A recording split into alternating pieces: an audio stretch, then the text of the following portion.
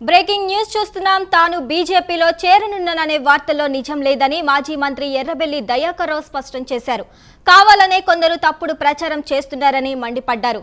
మరో 6 నెలల్లో కాంగ్రెస్ మోసాలు మొత్తం బయటపడతాయని, ఎంతో మంచి చేసిన ఎన్టీఆర్నే ప్రజలు ఓడించారన్నారు.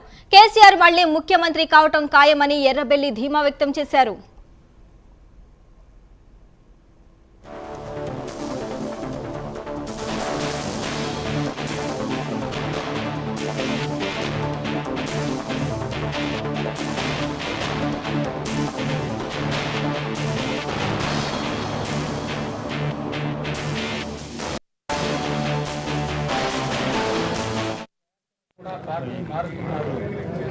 ఒక రౌతు మారేస్తారు.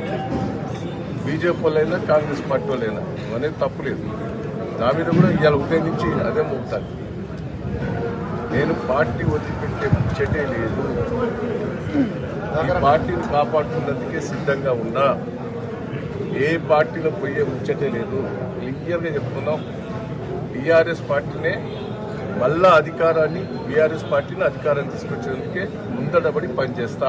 కార్యకర్తలకు ఈ కష్టకాలం నేను ఎన్నో చూశాను. ప్రతిపక్షంగా చాలా మంది ప్రతిపక్ష ముఖ్యమంత్రులు కూడా చూశాను. చాలా మందిని ఎదుర్కొన్నాను. నాకు రాజశేఖర రెడ్డి ఎందుకు పని పెట్టిందో మీకు తెలియదా?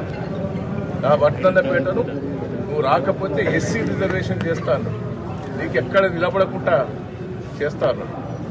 పోతామయ్యా, నేను పోలే. ఎంపీగా ఉన్నప్పుడు నన్ను ముందే ప్రయత్నం చేశాను.